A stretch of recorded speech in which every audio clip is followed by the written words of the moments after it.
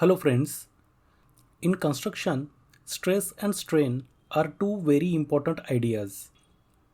They help engineers understand how materials like concrete, steel, or wood will behave when they are pushed, pulled, or squeezed.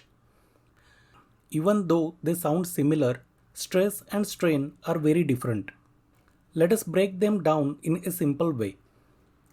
What is stress? Stress is the force that acts on a material. Imagine pushing, pulling, or squishing something. This force is called stress and it happens over a certain area. The formula is stress is equal to force divided by area. Stress is measured in pascals or Newton per meter square.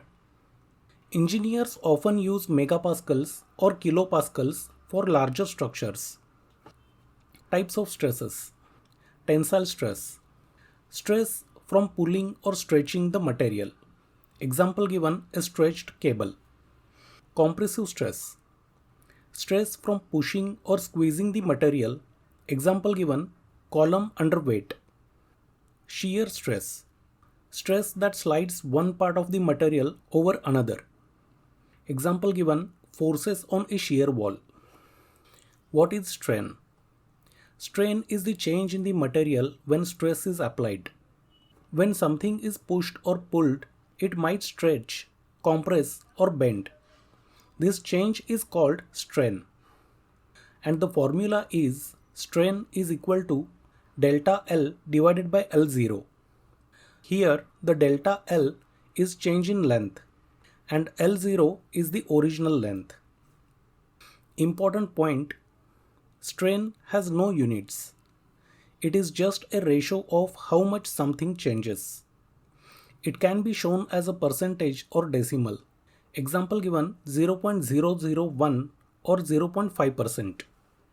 Now let us understand types of strain. Tensile strain. Strain from stretching the material.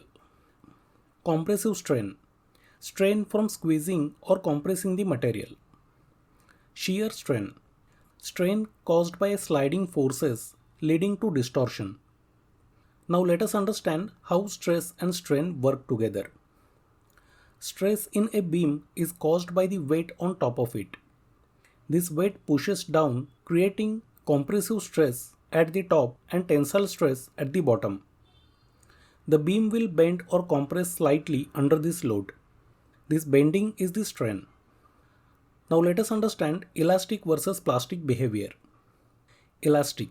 When a material is stressed within its elastic limit, it returns to its original shape when the load is removed. This is elastic strain. Example, a rubber band that stretches and goes back to normal when you let go. Plastic. If the stress is too much, the material may not return to its original shape. This is plastic strain, meaning the material has permanently deformed. Example, a piece of clay that stays stretched after you pull it. Now let us understand why stress and strain matter in construction. Stress helps engineers calculate the forces a material can handle. For example, a column needs to withstand the weight above it without breaking. Engineers check if the stress is too much for the material. Strain helps engineers make sure that the deformation of the material is acceptable. For example, a beam should not bend too much. Engineers check the strain to ensure the material won't crack or fail. Now let us understand stress-strain curve. The stress-strain curve shows how a material behaves when stress is applied. Elastic region. The material stretches, but if you remove the load, it returns to its original shape. Plastic region.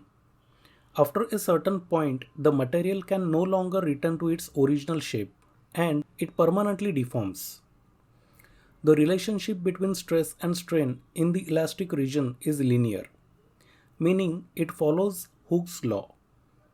That is, stress is equal to modulus of elasticity into strain. Imagine a beam in a building.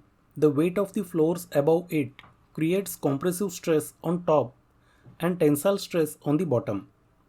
The beam has to resist these stresses without breaking. The beam will experience strain as it bends slightly under the weight. This bending is the strain. If the beam bends too much, it could fail or crack. Both stress and strain are crucial for understanding how materials behave in construction. Engineers use these concepts to make sure buildings and structures are safe and able to handle the forces acting on them. Understanding stress and strain helps engineers design buildings that won't break, bend too much, or deform in dangerous ways. This is why these concepts are so important in civil engineering. So friends, see you in the next video. Thanks for watching.